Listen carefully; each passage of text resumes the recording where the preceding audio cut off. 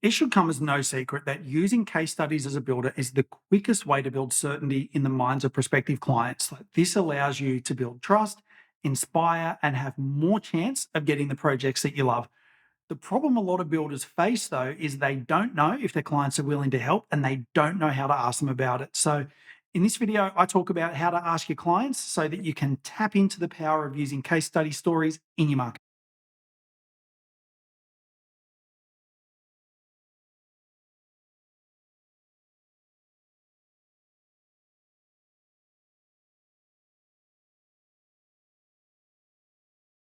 What's up, guys?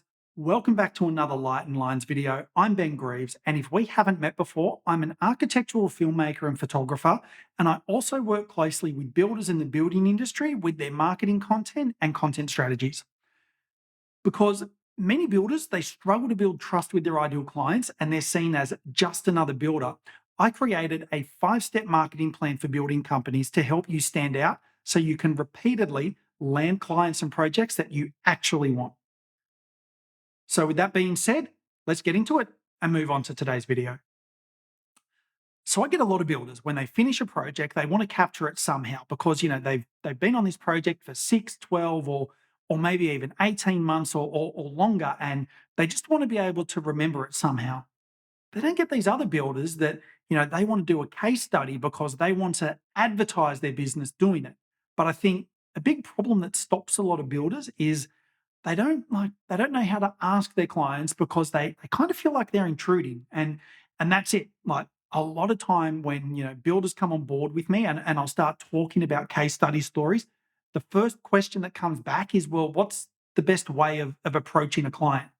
Because I think that sometimes people feel like they've just done this big service with this client and now they've moved in. Like they don't really want to be intruding into their lives. They feel like the client's paid them all this money and then therefore like that value transaction, it's finished. So to ask them now for a case study, it's asking something extra. So I think like that's what I'd love to explore in today's video. But I guess before we go in further, like as a builder, I think the question is like, why should you even look at doing case studies? Like, why should you invest your time and money in doing that? And also, like, why should you be asking clients? Because, like, let's be real, like, this isn't just a quick and easy thing. Like, sometimes these films take multiple days and multiple visits filming with that client. So there's got to be some reason why, right? Like, why do you think? Like, I mean, it comes down to human psychology in how we follow similar people to ourselves. And it's like instant validation. So, when we're making a purchase decision as humans, we kind of look to others who are similar to ourselves, whether it's family, friends, peers, people around you, that play an influence on you. And it's kind of like looking at their example. That's why case studies are such a powerful thing because it's a builder showing what they've done for a client. And if a client talks about it and then other similar people, they can then go, well, hey, like that's me. I can relate to that type of person. That's who I am. That's what I want. And I think it also depends on the size of the purchase, right? If it's a $3 can of Coke or $2 whatever, like you don't need that much validation because, you could just buy it, try it. And if you don't like it, like you've lost $2, right? There's not there's not too much risk to it. But if I select someone to renovate my home or build a new home, like that certainty level, it needs to go as high as possible because like that's a multi-million dollar investment in a lot of cases. So I think that's probably why a lot of builders invest in case studies. But I guess a good example is like if you take your wife or your family on a holiday, right? So I mean, if you're anything like me and my wife, like you don't just fly blindly into another country and see what happens. Like we want to kind of like book the whole week out because we're going to have limited time in this new place and we're most likely never coming back. So we really want to make the most of it. And it's kind of like, we'll be booking restaurants and things to do in our downtime. So it's, where do I go? Where do I eat? And so what we've done is like with restaurants and places to stay, we kind of try and, we make it easy, number one. And number two is kind of like, get a nice spot. And so with restaurants, a lot of the times when we're booking it, and, it's also with like Airbnbs and so on, is looking at the reviews.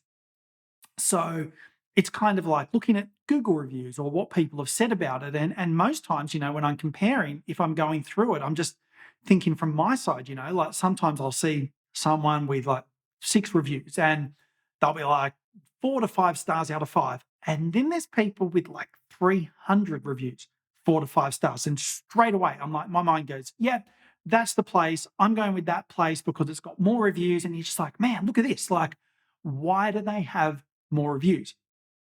Now, I think there's probably 2 reasons that come up in my mind. Like, one is they probably ask their customers for it, and probably the most important one is they deliver a really good product and a really good experience. So then people want to review that. And it's the law of reciprocity. Like that's 100% what it is. And that's kind of where, coming back to the builder side of things is having those reviews, but it's kind of in case studies and it's in story form that will emotionally connect. Because I just don't think a Google review cuts it, and like makes a start for a job of that size.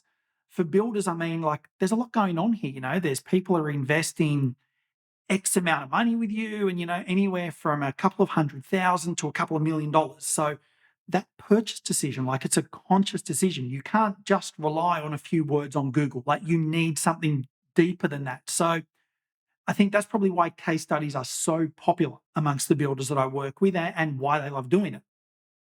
So coming back to the question of how builders sometimes go, well, how do I approach it? How do I ask my client that I've just built for the last year and I've built them this dream home for them? Like, how do I actually approach it? But I think before you kind of go into that, like that question, it's got to take a step back for a moment and go, well, let's just wait a sec. Because before we ask that, the question that we're going to ask is like, well, who do we ask? Yeah, like what client? Because you might have built for a couple of clients in that year. So how would you explain it? Like how would you sort of dissect that? Well, like I think a lot of builders, they'll call me up, for example, like a client will call me up and they'll say, hey, got this project coming up and I want to do a case study on the project. And the first thing I'd say to them is, well, is this your ideal client? Like, do they represent that ideal client in some way? And if it's just that, someone's completely different to your normal target market, you might just want to relook at the whole thing. Like, why are we doing this video? Is it more to showcase the project? But if it's that ideal type of client, then yeah, you want to focus on the person. Like the project's definitely important, but it's more so like how this fits in with the client. Because I think it's kind of like, when you're looking at that situation, it's kind of going, who's the hero in that story? And sometimes it'll be the project.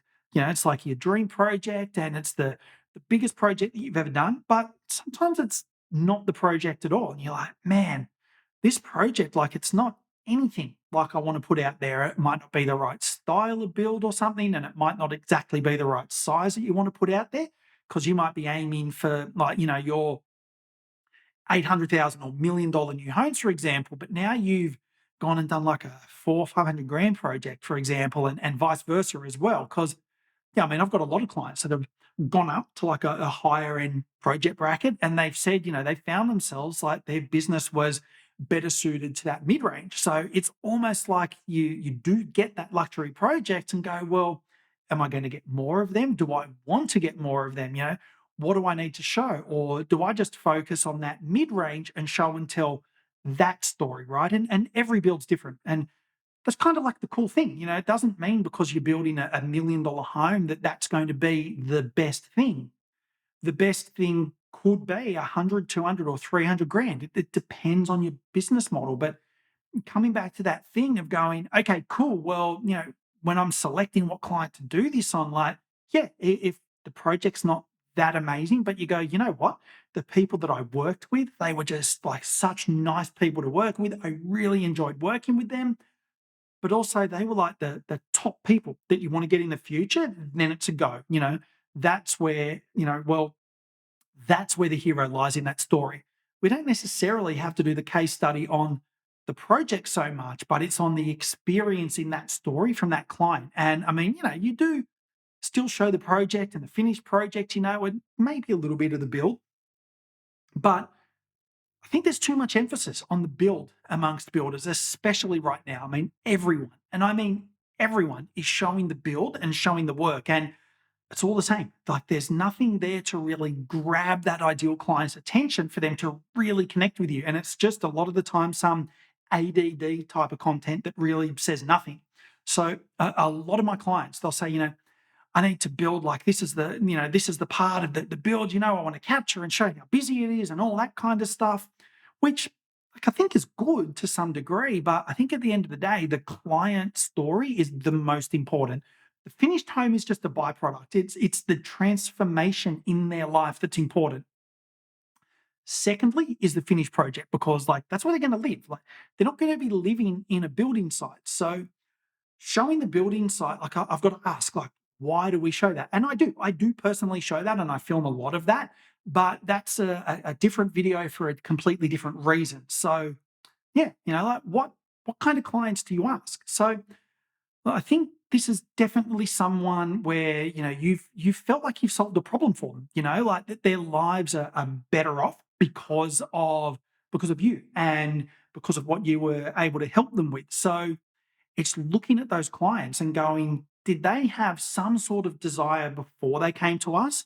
And then was there a problem that stopped that desire? So it might be the family's growing. So their desire is, a nice family home. They don't want to move. So they want to renovate their existing home. So now we're sitting with a problem, like, now there's an extra kid or two kids and there's not enough space. So that's the problem.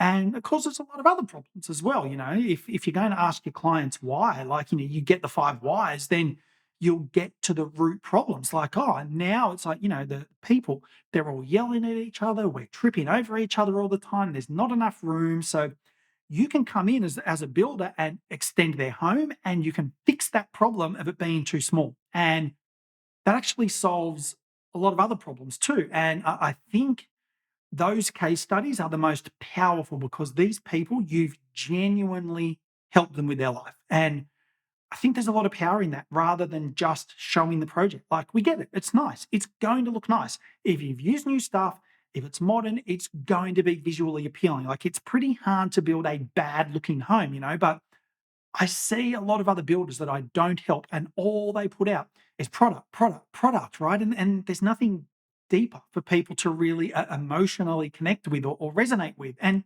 it's like Apple or any other really good company. If they just show the product all the time, people won't care.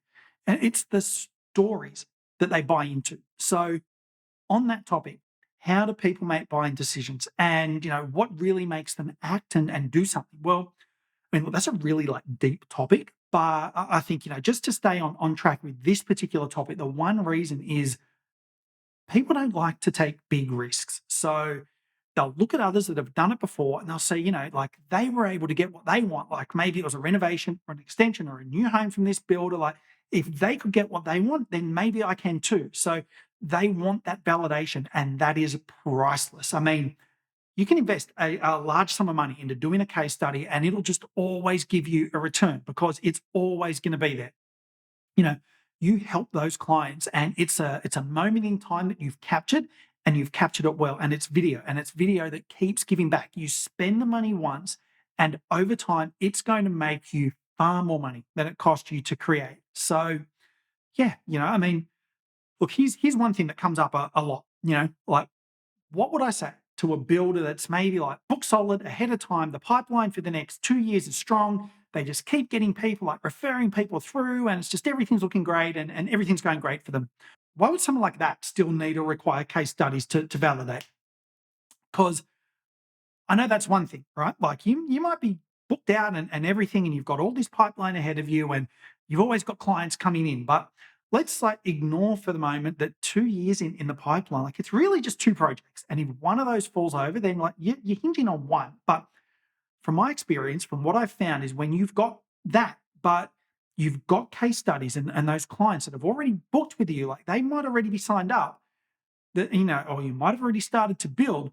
When they watch these similar other stories, it gives them even more confidence on that journey, yeah? And it just allows them to trust you even more.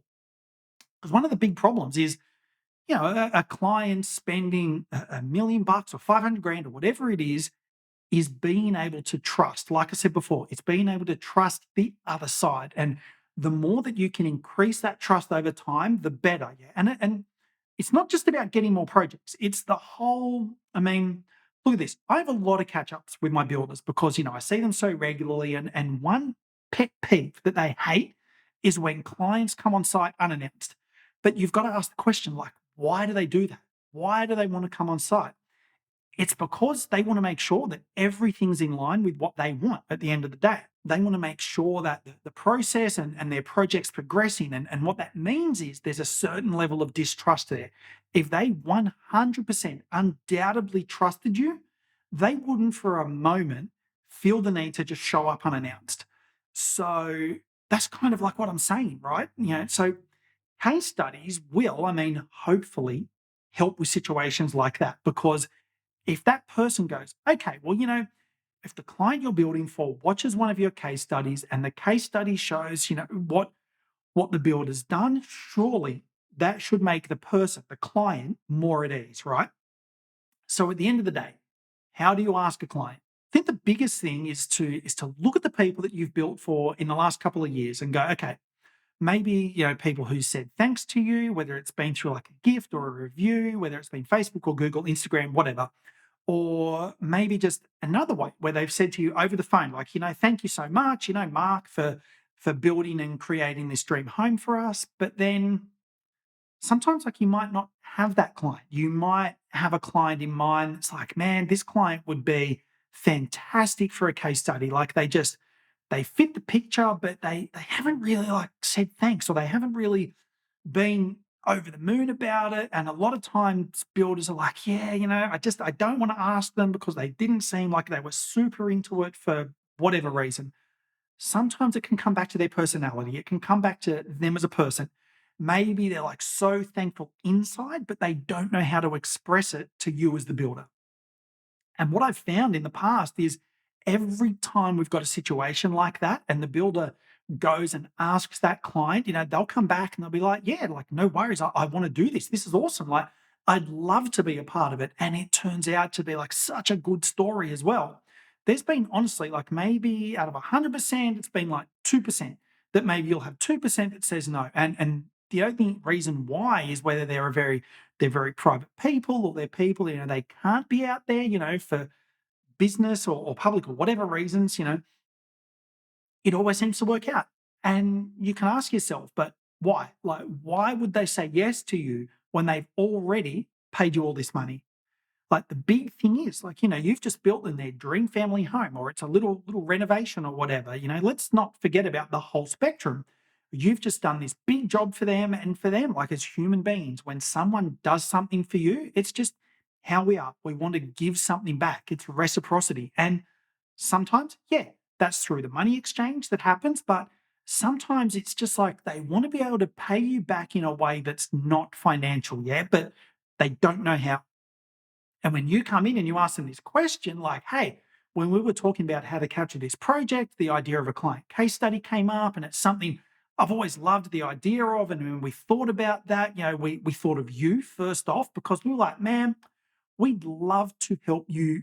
We'd love to tell a story on this whole relationship that we've had. And, that we thought about you, that from that client, it feels really special too, because they feel like, they're one of the chosen few. They're one of the special ones. They're one of the lucky ones. So, you're able to then obviously ask them. And most times people are like, man, I'd love to. I'd love to help out. Yeah, just tell me when, where, how, what. Yep. And obviously, like that's when we come in. And I think that if we ask a builder that's never worked with us before, like what percentage of clients do you think will probably say yes and no? I bet you that they'll say, oh, probably 20% of clients will say yes, the rest won't. But what I've really found is it's more like the other way around. Like I said, like 2 out of 100 will probably say no. Like very rarely. I mean, I can't even really remember when a client has flat out just been told no. And I think that's like a really big thing. But the other thing that I found is when clients go on this journey and they have their stories told in that relationship from their perspective, like they love it because there's another sort of memory that they create in the story of this, this journey that they just had building their dream home or building their dream renovation. And it's something that they can keep and show the kids and show the family. And it's just another conversation and another memento at the end of the day. And I think, yeah, at the end of the day, like they're going to get a download link as well. So if you're a client and you're listening to this, like, yeah, you could tell them, look, I'm going to give you a download link of this video, and it's almost like a little memory in your part of the story in a way. So, well, sometimes it's the same with me. Like sometimes, I help clients out and we create amazing stories for them and stuff, and then I almost don't get the kind of wow, like I've literally had clients cry when they first watch their stories, especially the case studies and stuff. And I think a big reason for that is that because they put so much work into this business and also the project, and most of the time, like people don't really thank them enough. Like, yeah, I'm sure they're grateful, but a lot of the time it's kind of like, here's the keys, the last invoice is paid, and okay, cool, I'll see you later, enjoy your home. If there's any problems, let me know. Like sometimes they just want to be seen as well and go, oh man, like what a great job. Yeah. So I guess where I'm going with this is like, sometimes I've had clients like that as well, where for me, I'm like, man, I don't know if they were super happy with everything that I did and all that kind of stuff. But well, maybe that just comes from being self-employed and it all coming down to me. Like, I don't know. But then somehow, some are like, I do a case study for them or an interview, and I find out later that, they think it turned out to be like the best case study ever. And it's weird how it works. Like it's almost like it's a bottle up. And then when they're in front of the camera and, and on top of the questioning that happens, it just creates an even better story. Yeah. So it's almost like you want to have a look at the clients that are thankful and all of that. And that will be a great story.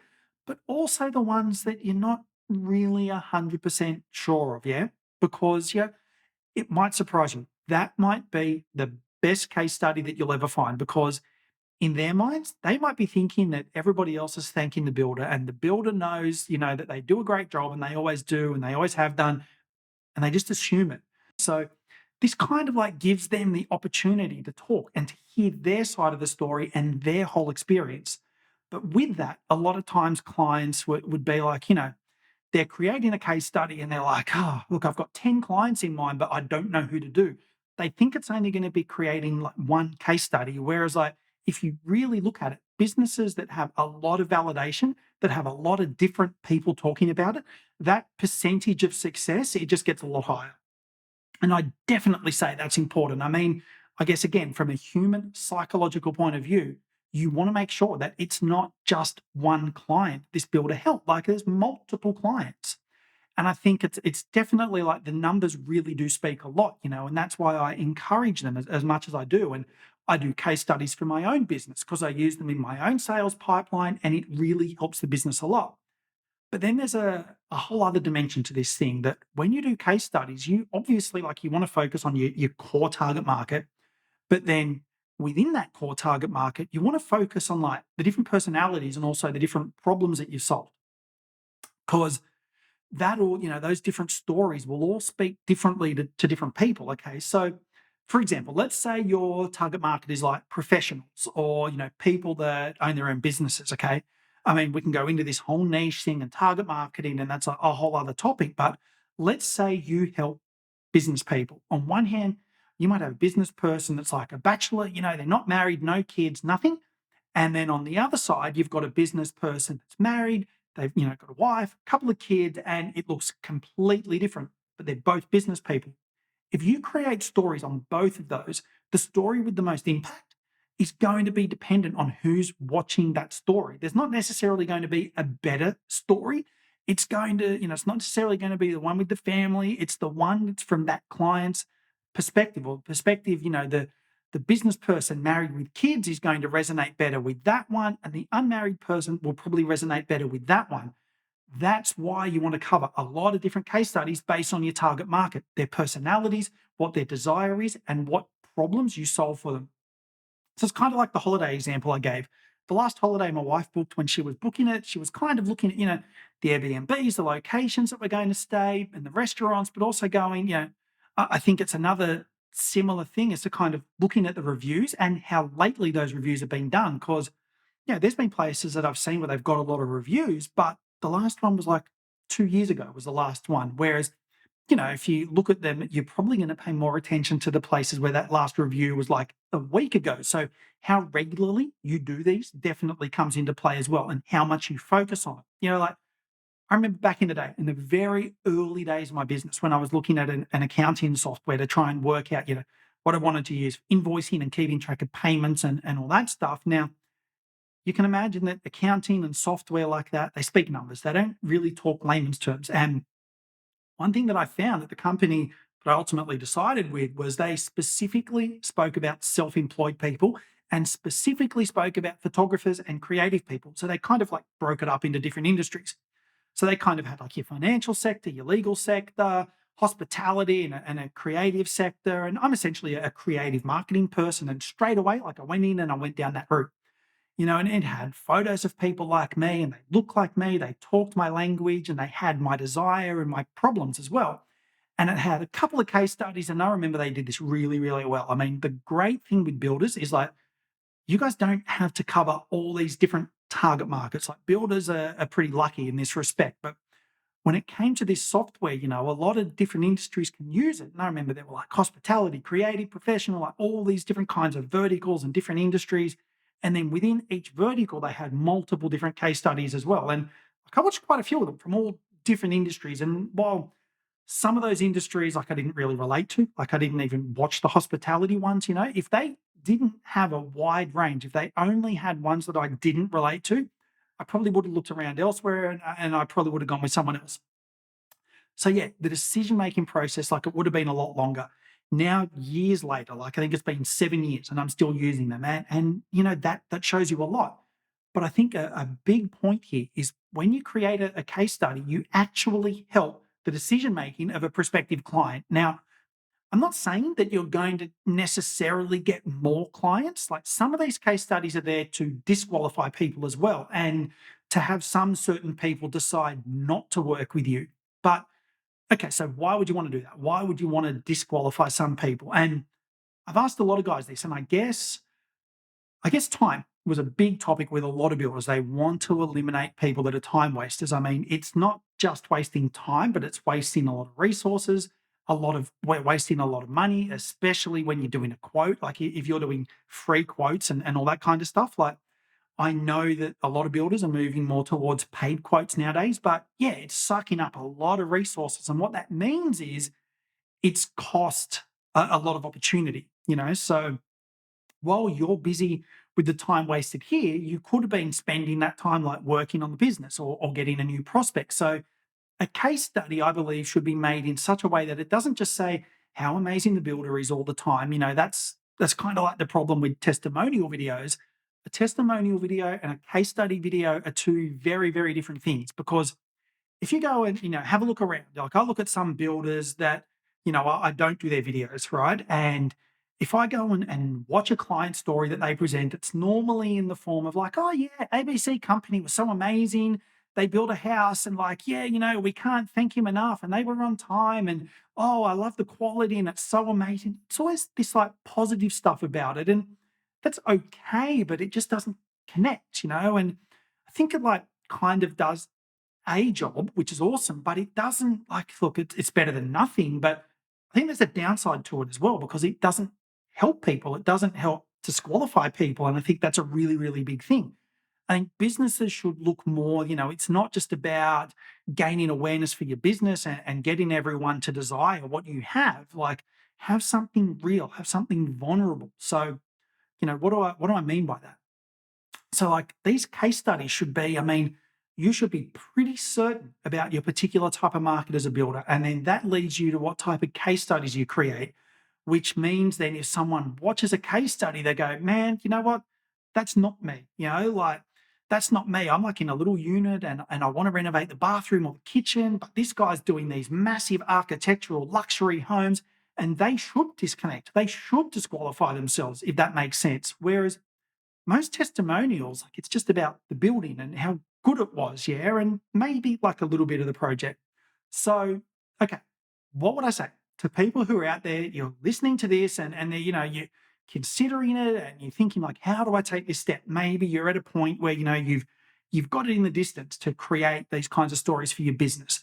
So, what's something that those guys can take away from today, they can implement, and will kind of, get you rolling on that and get the momentum going forward in regards to these case studies? Well, I think the thing is, maybe like, let's just go write down the last 10 projects that you did, for example, and then look at that. And then, from a business perspective, I mean, you've got a lot of factors that you've got to look at here, but what type of projects that you love, like which ones make the most business sense, what clients, like did you love out of that? And which ones do you want more of? Yeah. And all of that kind of stuff. And then look at like, okay, cool. What are the top three? If I've only got enough cash to invest in one case study at the moment, like that's better than nothing. And if you've got enough to invest in three or four or five, like do that. It's kind of like that, it's going to be there forever. It's like, I know it's a video and it's something digital, but it's a real asset because this asset's going to build certainty in the future and it's going to build certainty with future prospects. It'll qualify the right people and disqualify the wrong people and all that kind of stuff. So it really is like it's building equity in your business in a way. So I guess to sum it all up, and I'm getting to the end here, like what would I say? Getting back to that question of how do you approach your client as a builder? Well, I think, yeah, make your list and all that kind of stuff because then you'll identify which clients like are the ones that you actually want to ask. And then, just have that conversation with them, like, look, I'm getting this video to help us out with these case studies. And it's where we tell the story of how, we've been able to help you build your home, renovate or whatever. And yeah, I'd love for you to be a part of that. Is that something that you'd mind helping me with? And it's really as easy as that. And I mean, they say yes, hopefully. And if they say no, well, look at some of the other clients on that list. And that's something that, you can also, just as you build with clients, you can drop the seed early on in the process. Like, hey, I'd love to do a story with you guys when this build's finished. You guys have got a great story and I'd love to help tell it. And truly, like when the clients of builders that I work with, when their clients go through this journey with me and the whole experience, like they love it. And it just gets everyone together. And I think, yeah, if we can make the whole process fun at the same time, then it's awesome. And it's just another enjoyable experience for them they've had with you as a builder. Now, obviously, there's things, around the video production side of things. I mean, the way I do these things and the way I shoot is obviously very minimal. It doesn't feel like a Hollywood set.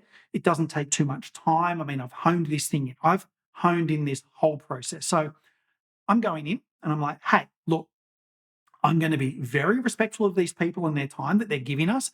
And they're doing you, like my client, a massive favor. So, I'll go in with very light equipment. So what that means is very minimal. It's all about the story and all that kind of stuff. So it doesn't, and that's something that like I've got to prep the client with, I think, as well as like, look, it's, by the way, it's an easy process. We can stop and start and go back. We can make mistakes, take breaks, it should be no more stressful than having a conversation over coffee. We're just going to ask you some questions. We're going to direct you a little bit and all that kind of stuff.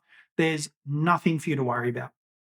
So you have to make them feel at ease there. And I think the big thing is like people have this perception of having to act and having to say something perfect and it's lights, camera, action, and you've got to perform and get it right, right? And I think it puts a lot of people off. And the way that we overcome this is it's going, look, number one, we're just having a conversation just like this. And then from that, the editors, they'll do their magic, they'll pull out all the golden nuggets and build that whole story. And then from a visual perspective, like we just do whatever the family normally does. If they love, chilling in the backyard and the kids running around or the dog, playing with the dog, like we just do that. We capture that. And the whole idea is not to stage something and make it seem fake, but make it real. And that's something that other families are going to admire and they're going to go, you know what? That's what I want as well. And I think that's the important thing to show these lifestyle parts of this case study project too. People that value what your clients value. And that's why it's important to choose your clients, right? Because I've definitely had builders in the past where they do a particular project and it's completely different to all the other projects. But for some reason, they're really excited about it. They want to do a case study on that project, and without asking the question, like, is this my core target market? Is this what I want to pursue? Do I want more of it? And if it is, go for it. But if it's not, just think about it. take a step back. Maybe ask me, just ask me what I think and if it would make sense from a business perspective to do this. Because, I've done this a few times, but the one thing you want to look at, especially if you're a builder, I mean, again, you're not just selling a $30 product, you're selling something massive here. You need to build a lot of certainty and a lot of trust within your target market. So you have to invest in these case studies. So, guys, that's a wrap from me. Thanks for joining in today. I know this was a bit of a long one. If you haven't already, make sure you subscribe, download my marketing guide for builders. If you haven't already, you can get these videos directly into your inbox or subscribe on YouTube for future videos. I'll see you later.